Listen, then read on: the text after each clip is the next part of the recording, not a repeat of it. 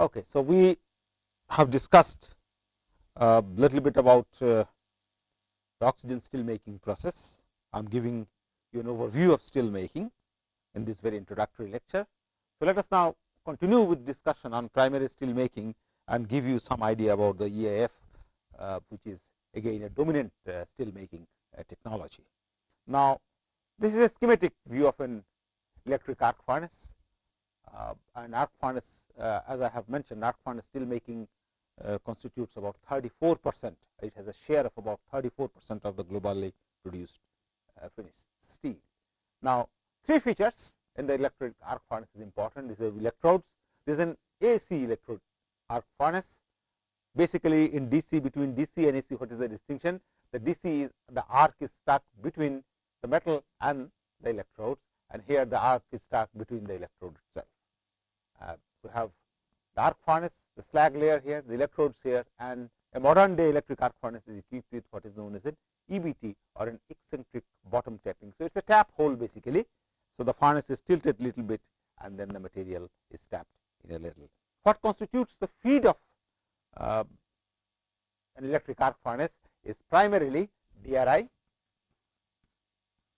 plus scrap.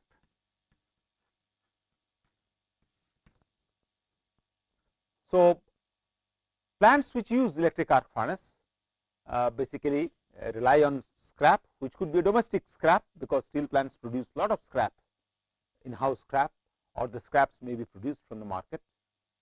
A lot of scraps for about 7 to 10 days are typically in holding.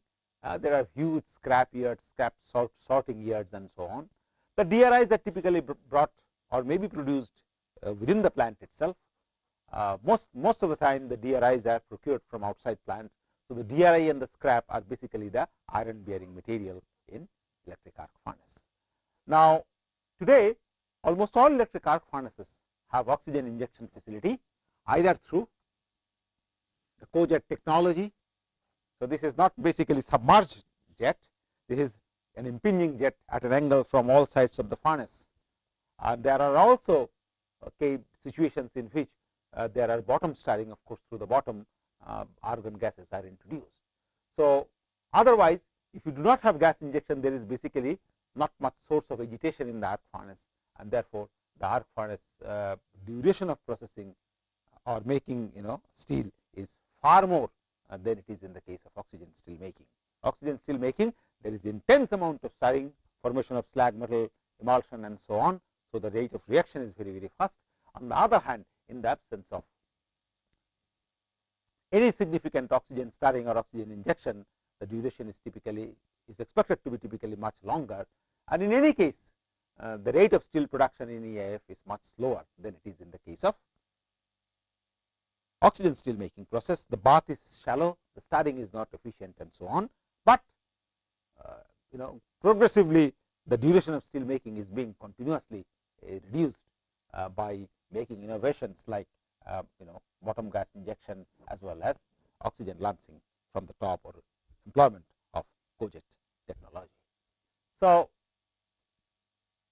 once you have charged DRI and scrap, and then the arc is stuck, heat is produced and the melting goes on, oxygen is supplied, and then simultaneously lime is also added and slag is formed again. As I have mentioned, the EAF process is also run under basic conditions. So, that lining, refractory lining, is basically a basic material, and then for about 60 to 70 minutes, depending on the size of the heat, the refining goes on, and at the end of the refining process, what happened is the material is going to be tapped.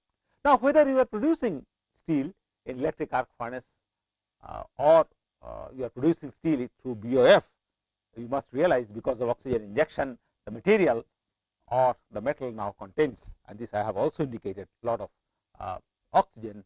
And following the primary steel making, as I have discussed in my last lecture, the next step is the step 2, which is deoxidation and Ladle metallurgy.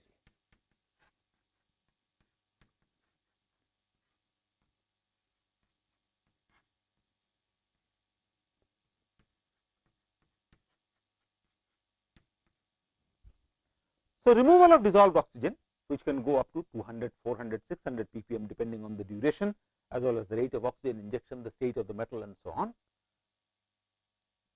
We also should note that when we tap the molten metal, so following steel making, we have the operation which is called tapping, and tapping is done in a ladle, which is basically a cylindrical shaped, marginally tapered cylindrical vessel, and the material from molten metal from arc furnace or oxygen steel making furnace are going to be emptied into the steel ladle. Okay, so this is stream from BOF or EAF.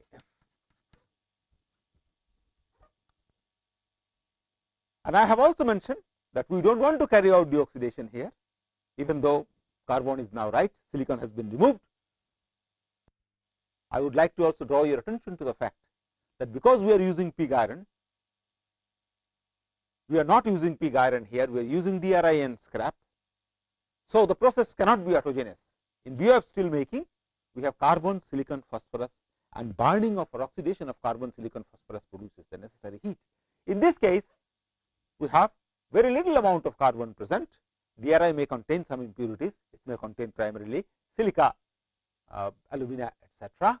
So, very little amount of heat is going to be produced from the scrap or DRI, or there is very little scope of oxidation of metalloids here. So, as a result of which, unlike BOF process, we do not produce heat in electric arc furnace, and that is why in electric arc furnace we supply external energy into the furnace, and that is why the process here really is not autogenous, and we need external, and as the name suggests, the external source of which is the electricity here. Well, coming back again to the tapping, is that we will empty the furnace following steel making and empty the furnace into a vessel which is a marginally tapered cylindrical vessel.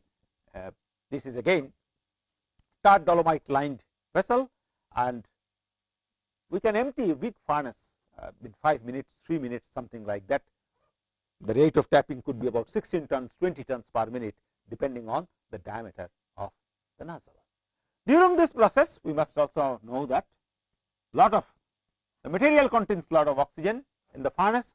So, the driving force for oxygen transport is not that much. So, we have lot of oxygen here, we have some oxygen here. Yes, oxygen do get transferred, but primarily nitrogen gets absorbed by the tapping stream. So, as a result of which, when the ladle becomes completely filled, it contains lot of nitrogen as well as oxygen, and these are to be eliminated. The first very step beyond the primary steel making is the deoxidation, and then comes the ladle metallurgy or the secondary steel making. And we must note here that we do not want to carry out deoxidation operation in the BOF or EAF, because we would like this furnace to be used not for deoxidation, but for making of steel. The economics of steel making demands that processes such as deoxidation, etc., be carried out in a vessel beyond the primary steel making reactor such as the BOF and EAF, and that is why today in no steel plant we carry out deoxidation in the primary steel making furnace. Deoxidation is carried out. So, during tapping, we also ensure that because we want to following tapping, since we want to eliminate oxygen, we would ensure that the carrier slag, which is high in oxygen potential, how much? As I mentioned, if you remember, 20 to 25%, maybe 30% also, depending on the extent of oxygen blowing. So, this slag we really do not want in the ladle, okay, because we are going to deoxidize the bath, and you should be able to visualize, because if this slag contains lot of oxygen, because this contains 30% oxygen, if it comes here, in that the efficiency of deoxidizer utilization is going to be much less, because the deoxidizer is going to be eaten by the slag itself. So, we would like the deoxidizer to remove oxygen from the bath, which is dissolved in steel. So, therefore, during the tapping, the common practice is during the tapping operation, when the metal comes, we add, now I will remove this and I will say all deoxidizers additions. And what are these deoxidizers? These deoxidizers are basically elements having greater affinity towards oxygen. What are those elements? For example, I can say we know aluminum has very high efficiency or affinity towards oxygen. How do you know that? If you remember your thermodynamics, you have an Ellingham diagram. Lower is the position of the line of an metal oxide, greater its stability, and greater is its affinity towards oxygen. So, you refer to the oxide Ellingham diagram, and then you can find out which are the element which has greater affinity towards oxygen than iron, because oxygen is dissolved in iron. Now, you have to remove it. So, you require an element which has greater affinity towards oxygen than iron has, and in this context aluminum, silicon, manganese, etc. Suffice. Titanium also to some extent.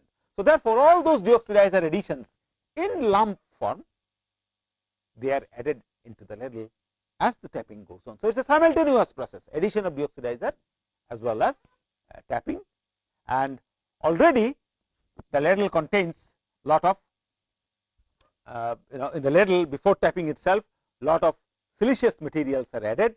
So, these materials, deoxidizers, will react with oxygen, form some oxides, they will react with siliceous materials, spar, etc., and produce a slag layer, basically silicates, and that silicates are going to float at the free surface and prevent any preferential heat loss through the free surface, because this will the oxide layers here will provide some barrier for the escape of the heat to the surrounding earth, otherwise the metal is going to get really chilled. Now, these deoxidizer elements, because they are lighter, they, if you visit a steel plant, you will see they are projected in the vicinity of the jet impact zone, because it is here that the flow is downward, and this downward flow try to catch the particles and take them down, as a result of which the deoxidizer elements penetrate deep into the bath and then react with dissolved, melt and react with dissolved oxygen. Otherwise, if they are projected in this particular region, they will immediately come up to the surface, and here they will come in contact with atmospheric oxygen, giving rise to very low yield or low efficiency of utilization of the deoxidizer. So, one can do calculation and find out how much of deoxidizer element typically has to be added in order to reduce the level of oxygen. So, we would like to have oxygen removed, and the oxide deoxidation products are maybe manganese silicate, we can have silicon diosilica, and all these deoxidation products we will not like to get inside steel. So, we would like the deoxidation products to float out. The deoxidation products, if they are entrapped in steel, if they remain in steel, we say they are inclusions. What type of inclusions? They are endogenous inclusions, okay? And we do not want any inclusions in steel. So, therefore, not only that oxygen has to be removed, but the resultant products of deoxidation must also be eliminated. These products are lighter than steel, so therefore, they naturally have a tendency to rise to the free surface. But note that if, because deoxidation, these are new products, okay? These are different phases. So, that means nucleation and growth mechanism is involved in the process of deoxidation. Aluminum will dissolve into molten steel, then react with alumina, then oxygen, dissolved oxygen, form alumina, and alumina is a separate solid phase. So, here comes the issue of nucleation and growth. So, alumina can nucleate at various locations depending on where aluminum is reacting with oxygen, and we can have a wide range of sizes of alumina inclusions, alumina particles, or alumina particles forming in the steel, and these particles, if they are too small, their rise velocity is very weak, because we know the rise velocity of a particle, we can get some idea by using Stokes equation. So, if you use Stokes equation, we will find if the particles has 40 micron size, 80 micron size, their rise velocity is of the order of millimeter per second. Okay. So, therefore, they will take immensely long time to rise. So, therefore, what we want? We want that deoxidation product should not be solid, they should be liquid, such that two liquid particles can coagulate, form a bigger mass, and that bigger mass may have a higher rise velocity, and as a result of which they can get to the slag metal interface very rapidly. So, while we have added deoxidizer elements, directed them to the correct place, and as a result of which, as the material ladle is being filled deoxidation goes on, slag is formed, inclusion flotation takes place, and as the material ladle is completely filled, by the time the deoxidation is complete and the level of oxygen in the furnace in the ladle is very, very low. Note that right from the stage of tapping, we have argon is injected into the ladle. Okay, so you have argon bubbles rising, and this basically gives rise to some kind of as the argon bubbles rises, it is a gas injection through the liquid steel. So, as the argon bubbles rises, then what happens, because of the buoyancy of the argon bubble, liquid also tends to rise and then recirculates in the system. So, therefore, we want to stir the contents of the ladle. Of course, there is a stirring because of this impingement of this jet is coming with a very high velocity. So, there is an inherent stirring, but after really the ladle is filled, the jet, there is no jet.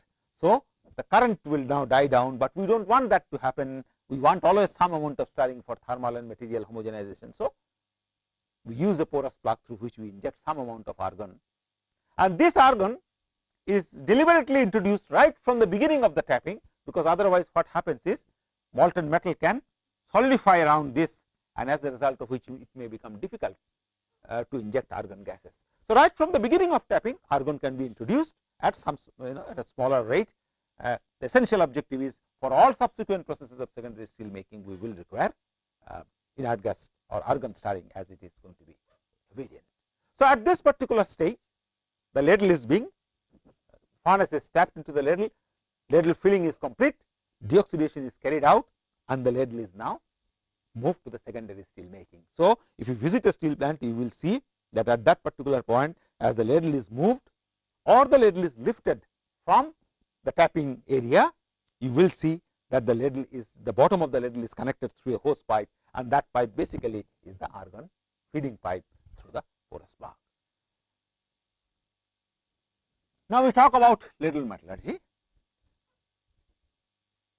So, the objective of ladle metallurgy is composition adjustment, composition control,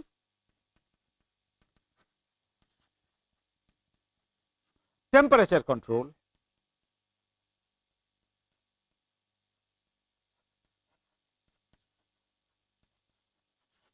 and cleanliness control.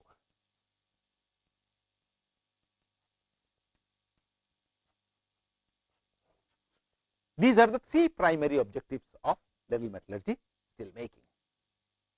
Now, the steel that we have here, as I have mentioned or as you have seen, it may contain lot of alumina particles still within the melt itself, not that each and every alumina particle has floated up. It may contain lot of dissolved nitrogen, it may contain some amount of sulfur, which is not acceptable to the customer. So, therefore, the composition at this particular stage, as the material is being lifted, ladle is being lifted from the tapping area, is not right. We cannot cast this steel, even though we have deoxidized steel, but the composition is not right. We have to have further composition adjustment, and of course, when you are making an alloy steel, obviously, different grades of steel are being made in steel plants. So, you have to make some alloying additions and so on. So, we will have to adjust now the composition of the steel as per the requirement of the customer. In the process of cost composition control, we must be knowing that if you want to add alloying additions, we will add cold additions. So, with the cold additions, there is going to be some drop in temperature because of the melting. There may be some heat of mixing, heat may be produced. So, a thermal readjustment may be necessary. Okay? So, there may be a temperature drop in most of the cases, and therefore, we have to augment that loss in temperature somehow, such that as the material, following ladle metallurgy, as the material goes to the continuous casting or the casting bay, we have the correct temperature. So, the final stage of steel making, which is the continuous casting today, and when the ladle is brought to the turret, turret means which is the place where the ladle is kept above the turn dish, and where from material is fed into the turn dish, and from the turn dish into the mold. So, when you bring that ladle in or place the ladle on the turret, there is no scope for any further adjustment of composition. There is no scope for any further adjustment of temperature. There is no scope for any further adjustment of composition. Cleanliness. Cleanliness means we are talking of inclusion control. So, during the ladle metallurgy steel making itself, we will not only do composition adjustment, we will not only get to the right temperature, but we will also control the inclusion counts in the material, such that when steel is brought to the turret, it has absolutely no question regarding either of the or any of the three issues. Okay, and that is why it is so important for us to control the secondary steel making or ladle metallurgy steel making processes so effectively that we can deliver material with composition. Because, for example, if you cannot meet composition correctly, then what is going to happen? We are going to produce a steel that customer is not going to buy, because he is going to say that, look, I asked for this composition, your composition is different from mine, so it is too much of hydrogen, too much of nitrogen, I am not going to buy it. So the material gets rejected. If your temperature control is not correct, that means you have not been able to bring the ladle at the turret at the right temperature, you may have many operational problems. Premature, if the temperature is low, you have a cold heat, and cold heat means you have premature freezing, everything stops.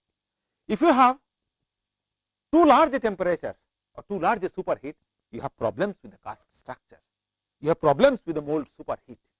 So, you require very tight temperature control in order to cast molten material steel through continuous casting in a seamless manner. And finally, cleanliness also a customer governed issue. The customer will demand most of the time that the steel be clean, and unless we have been able to produce clean steel, nobody is going to buy our steel. So, that will also cause significant amount of rejection of steel. So, that is why the entire secondary steel making hovers around these three issues, and there are a variety of secondary steel making processes which are today practiced in order to achieve either of any of these three objectives or fulfill any of these three objectives. Now, the first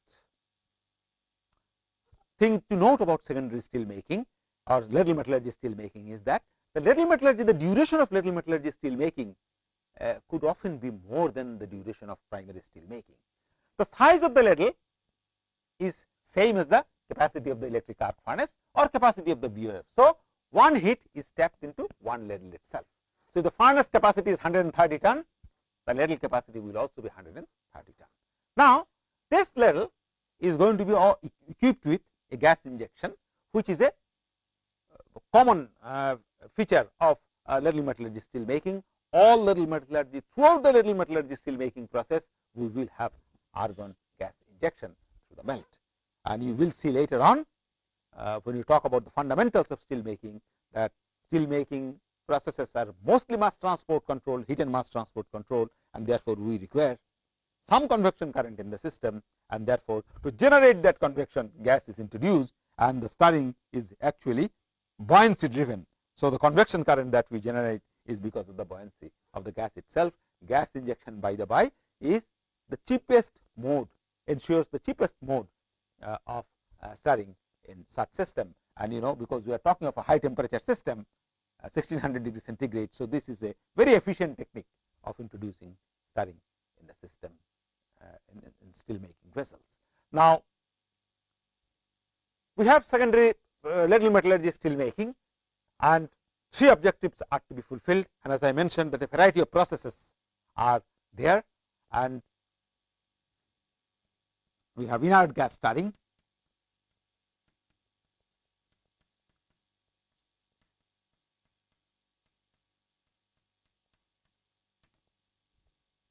this is common to all ladle techniques, common to all ladle metallurgy steel making techniques. Now, following that, we have LF or ladle furnace.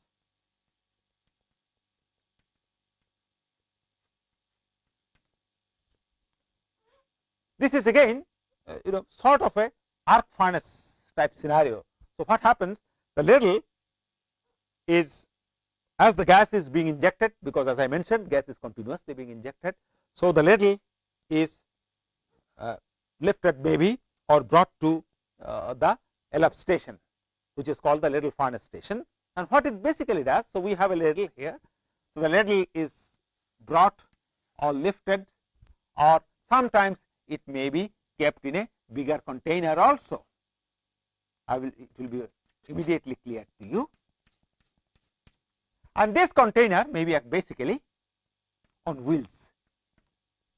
Okay. So, I should write it, show it like this. The wheel section should be. So, the entire thing is on rails. Okay. The entire thing is on rails,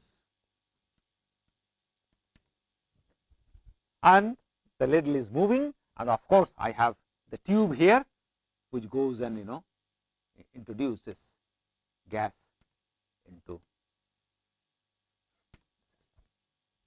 So, as the ladle which is filled with molten metal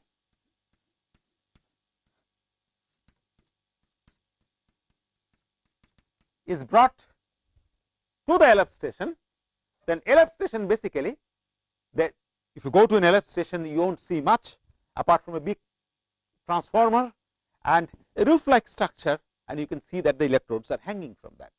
So, the roof is attached to an arm, and as the ladle is brought in that container, the arm moves and the cover comes, and the ladle is now covered, and through this the electrodes are lowered. So, it is again an arc heating basically. Okay. So, this is the cover, this is the ladle cover, this is the entire roof with the electrodes are attached to an arm. So, it is going to bring over the container, and then once it is sealed here, we have arcing started, the high voltage is fed in to the electrodes, or power is started, and then arcing starts, and through this arcing the material gradually picks up heating. Now, during arcing, because we want significant amount of temperature can be dropped 40 to 45 to 50 degrees centigrade during the tapping operation itself. Now, we are going to adjust the composition, we are going to maybe add alloying additions, we may add sometimes what happens is we may carry out further deoxidation also. We can have a wire feeding, aluminum wire feeding also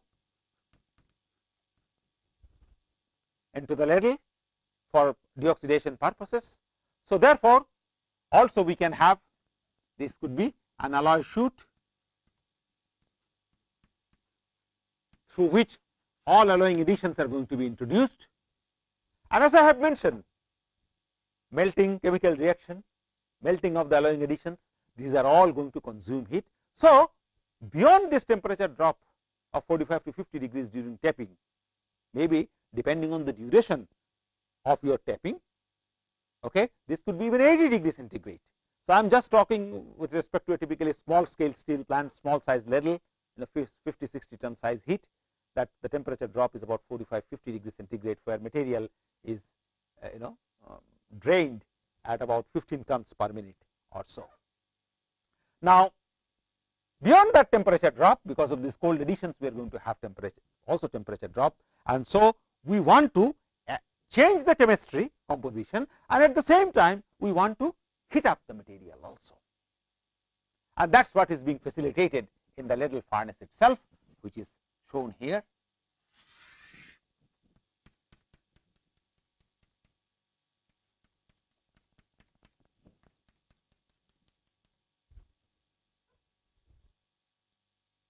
So, we put in power, and what does this gas turbine do? The gas distributes, induces a velocity field in the system, stirring in the system, and as a result of which the heat which is produced in this particular localized, and this heat is going to be removed and distributed all over the system.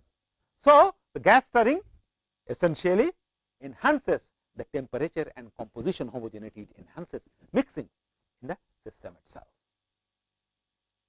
So, this is all the time in most of the steel plants in ladle metallurgy. This is a common process which is going to be used in ladle metallurgy steel making process. Now, this is the essential component, inert gas stirring, and then ladle furnace. After this ladle furnace, you can continue to put in the gas. Okay, you can lift the ladle and take it to the turret.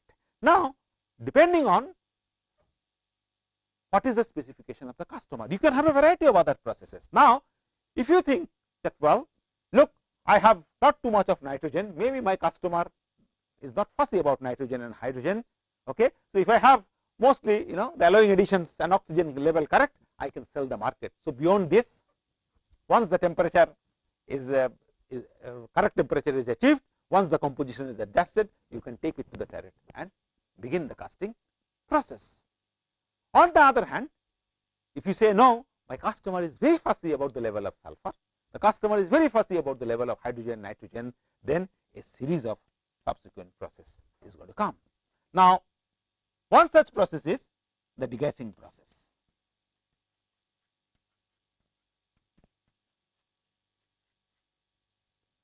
We have various types of degassing processes, which we will study in detail when we talk about secondary steel making or Ladle metallurgy techniques. Now, these degassing processes, the basic objective of the degassing process is that we want the dissolved gases like nitrogen, hydrogen to be removed. And we know that this sort of a reaction, the degassing reaction, are going to be facilitated under lower pressure. Okay? Because lower is going to be the pressure, more will be the tendency to go in the forward direction. So, therefore, the degassing process is carried out under vacuum, and therefore, most often we say that these are vacuum degassing process. Note that if I require vacuum degassing process beyond Ladle furnace, then I am going to spend some more money, some more time. So, therefore, as more and more treatments are going to be given to steel, the cost of steel is also going to be produced or increased. So, if I take steel from LF furnace to cast and or then LF subsequently degassing and then take the steel for casting, the degassed steel is going to be far more expensive than the LF treated steel, because the simple fact that I have spent more money, more resources. So, I would require more money, demand more money from the customer itself, and also the specification is far more stringent and the quality of steel is far more better. So, therefore, more and more treatments we add. This is always common, this is always common. These are the two essential components of inert gas Ladle metallurgy technique, but the subsequent treatments are optional, they are market driven, they depend on what the customer has demanded from you. Okay. So, we are going to take subject steel, and that is why this is, as I said, why I have drawn this in a container box which is moving in a rail, because now after the ladle treatment, the temperature of the steel, we must also remember here one thing, that after following ladle treatment, LF treatment, the steel is not always, making of steel is not always complete. We may not take the steel for casting. So, there may be subsequent operations, degassing process for example, there may be injection metallurgy processes for another 20 minutes, degassing process could be about 30 minutes, and again in this 30 minutes and subsequent 20 minutes of injection process, the temperature will be dropped because of radiation losses. And then finally, once degassing, vacuum degassing is over, once injection metallurgy is over, you transport the ladle physically to the turret, the ladle sits there in the turret itself, and all this can take again 15-20 minutes of time, and during that time also the temperature of the material can drop, and it can drop often if the ladle is covered about 0.5 degrees centigrade per minute. So, all this calculation one has to do, that how much of temperature actually is going to be dropped, and then we can say that, well, I will do the heating and bring the temperature in such a way that with subsequent processes, whatever heat is lost, and in transportation of the ladle to the turret and holding period, whatever temperature is dropped, the temperature here is taken to such a level that it will compensate for the drop and come up to the right level which is required by the casting operator or the caster operator. So, therefore, some engineering calculations are necessary, that to what extent we can take the temperature here. For example, it has to go to the casting bay immediately from the LF, we would say maybe 5 degrees more than what is required by the customer, by the cluster operator. If it has to go through vacuum degassing process, if it has to go through injection metallurgy processes, then I would say maybe 30 degrees more, or maybe after vacuum degassing processes we have to bring it back to the LF, because there may be significant amount of temperature drop itself.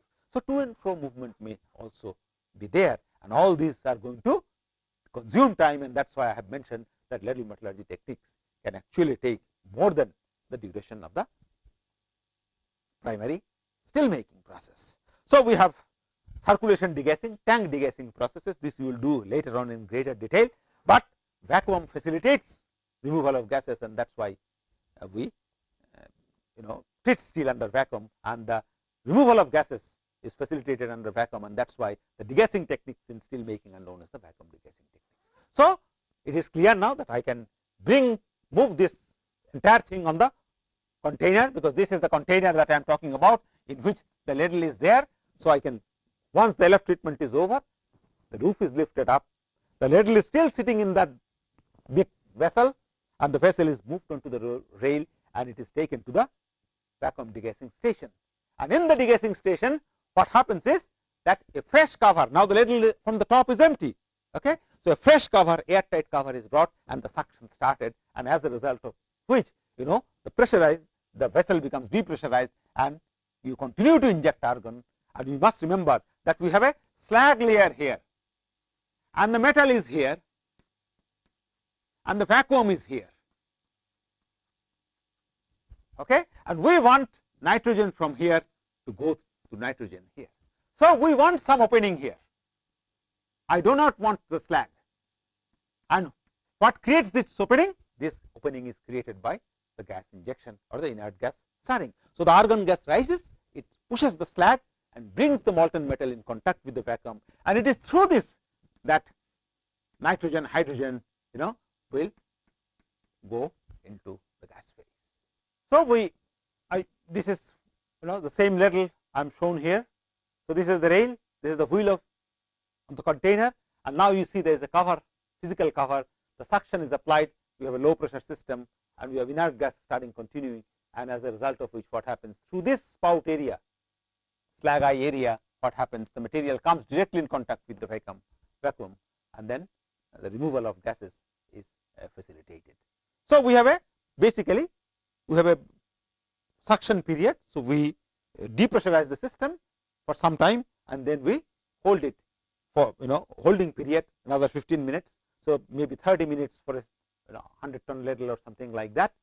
So tank degassing, this is basically a tank degassing process. You will know about circulation degassing later on, but the essential feature here is that we continue to start the ladle as we depressurize it. For 15 minutes we depressurize the container, bring the pressure down. At what pressure?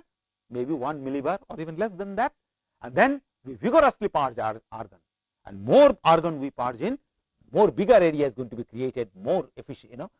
Surface area is very important here, okay, because it is a heterogeneous reaction. It is, we have nitrogen dissolved in the metal and nitrogen going to the vacuum. So this is going to take place, the reaction at the interface. You will know more about heterogeneous reactions later on when you talk about the fundamentals. And rate of heterogeneous reactions are controlled by the interfacial area. So more is the argon flow rate, more bigger is the opening, better is the contact of the melt with the ambient atmosphere, and therefore more is the transfer of the dissolved gases from the melt to the ambient. So we have inert gas stirring, and in inert gas stirring we have, if our objective is only to mix the material, suppose we have added and composition adjustment, everything is done, the final stage now I want to take it to the casting bay. What we do it is a rinsing, and the flow rated rinsing is very, very small. We do arcing also with inert gas stirring, we do arcing, and we can do desulfurization also with inert gas stirring by controlling the flow rate. So before VD also, when we were doing arcing, followed by arcing we can do some desulfurization, add some lime, blow a lot of argon, intermix slag and metal and thereby facilitate desulfurization also. So, following VD, after VD we can have injection metallurgy, and the purpose of injection metallurgy would be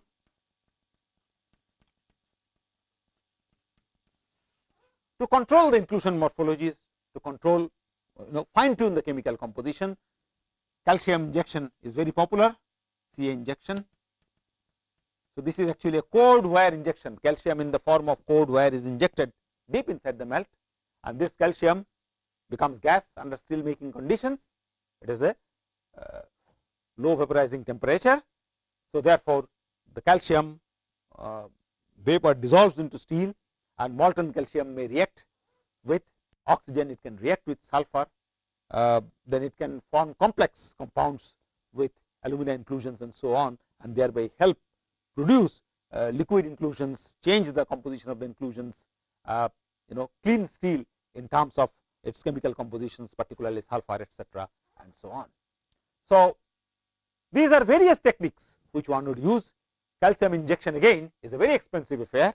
Okay, calcium is a very expensive element to add into steel, so it is also going to add the cost of steel on a per ton basis to a significant extent.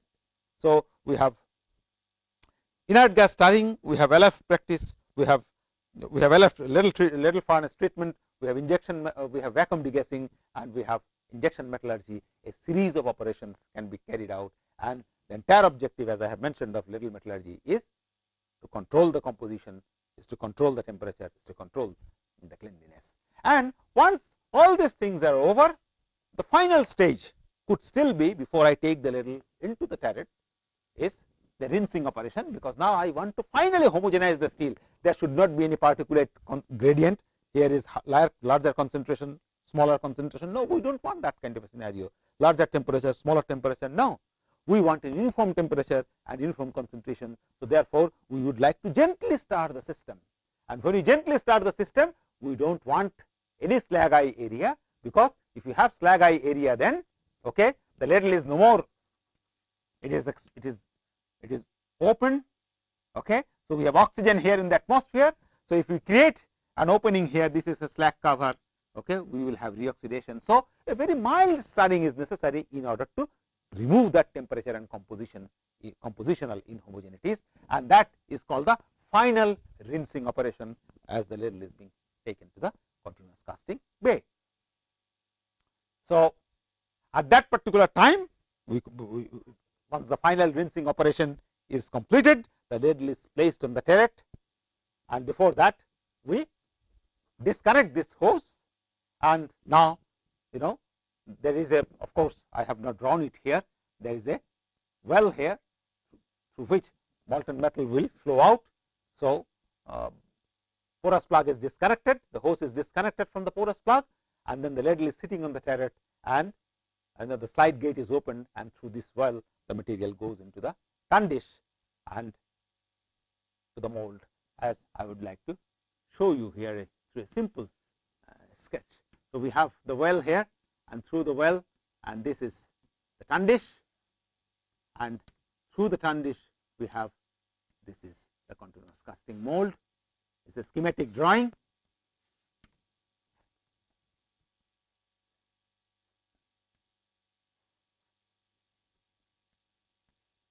So, we have a flow control device here, we have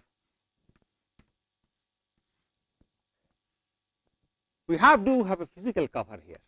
This is a physical cover of the ladle. So, there is similarly a physical cover of the tun dish, and this is, as I have mentioned, we have processing and transfer operation. This is again a transfer operation from ladle to tun dish, from tun dish to mold, and these transfer operations we must control. We must ensure that the quality of steel is maintained. It does not come in contact with the surrounding atmosphere, and that is why we want to minimize the temperature loss. That is why there is a physical cover. We want to minimize the contact of molten metal with the ambient atmosphere. So, we have a physical cover in the ladle and the mold. This is the shroud. Shroud means you have a stream which is falling into the tun dish, and through which around which we put a pipe or a tube, and in that tube argon gas is circulated. So, this is an externally fitted tube at the base of the ladle. This is an SEN, submerged entry nozzle. So, you have a melt here, melt level. So, this SEN which is attached to the base of the tun dish. What is tun dish? You will study later on, but this basically is a distributor of molten metal between ladle and the mold. So, we can have the tun dish can feed one mold or it can fill a variety of molds, and this will be clear to you when we study ladle metallurgy as well as tun dish metallurgy later. But for the time being, it is sufficient for you to note that tun dish, through tun dish we will be able to feed one or many molds simultaneously. So, it is basically a distributor of molten metal, but apart from that it has important metallurgical function such as inclusion, flotation, temperature control, etc., which we will be discussing later on. So, the ladle is sitting in the turret, the slide gate is opened here, and through the shroud molten material is fed into the tun dish, and from the tun dish it goes into the melt. So, this is the SEN submerged entry nozzle, and this is the shroud, and what is shown here is the continuous casting. Now, depending on the plant, we can produce billet, bloom or slab. Okay. If you have a billet caster, billets are small, 4 inch by 4 inch cross section, square cross section. Blooms could be 10 inch or 12 inch by 12 inch. Blooms could be round also, 1 feet diameter, huge cylindrical shaped rods. I would not say rods, but cylindrical shaped cast products coming out. And then we have slabs which could be 200 mm thick or 20 centimeter thick, and this could be about 1800 mm wide. So, we can produce many such devices. Also, we can produce I beams also, okay, which is a near net shaped casting process, something like this. These are used in structures. So, all these products can be made through continuous casting. And we have a copper cooled mold here, and then we have secondary cooling zone or the spray cooling zone. We will study extensively the continuous casting techniques. So, the mold is water cooled. So, some material solidifies here, and then the solidification is completed in the secondary cooling zone. This is secondary cooling zone, and this is called the primary cooling zone. That is the mold. And in the secondary cooling zone, we have spray of water which is injected on the surface of the solidifying steel billet or the slab, and as a result of which steel becomes completely solidified, and as it comes down, as it is drawn, at some point through a shearing machine, the billet or the slab is chopped off into sizes, and then it is subsequently taken to reheat furnace or soaking pits for further mechanical treatment and final operations.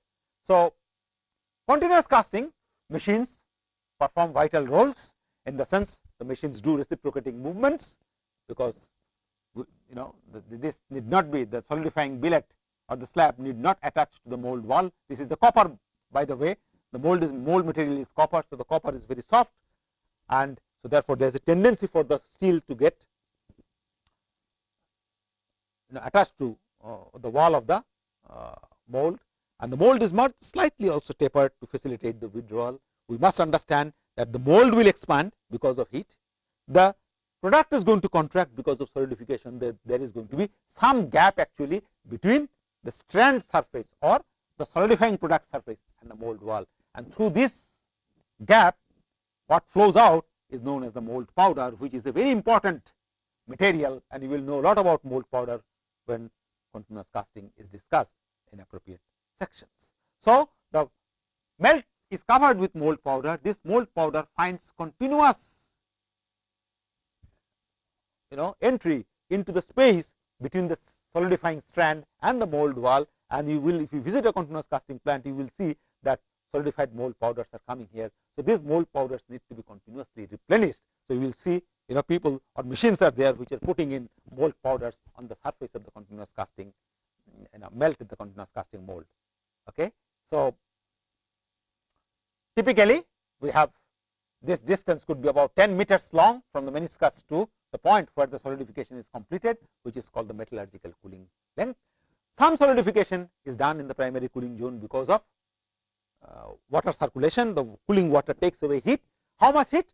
Mostly the superheat is removed here, and final solidification takes place in the secondary cooling zone or the spray cooling zone. So, this is air water sprays which are impinging on the surface, and which, as water, you have very large heat capacity. So, water is able to withdraw lot of heat from the surface through the surface, extract a lot of heat through the surface and bring the billet or the slab to complete solidification within a short distance.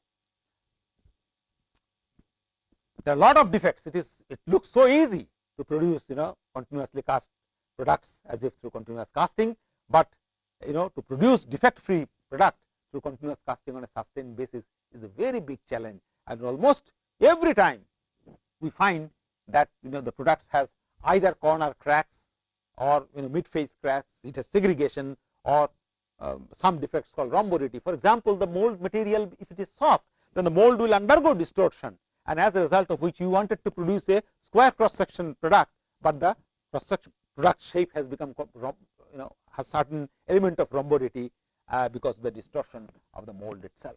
So there are a lot of defects which can actually show in the final product if you are not able to control the process properly. Most important here are the rate of heat extraction, the characteristics of the mold powder, the design of the SEN. These are very important parameters apart from the composition, casting speed, etc. Now, having said so much about steel making, I don't wish to go further because we will be doing lot of these subjects in great detail in the subsequent sections. I would like to mention for the next few minutes that today the way steel is made has changed remarkably since the days of Sir Henry Bessemer. During the last 50 years particularly, the simplistic LD process which was there in 1960s,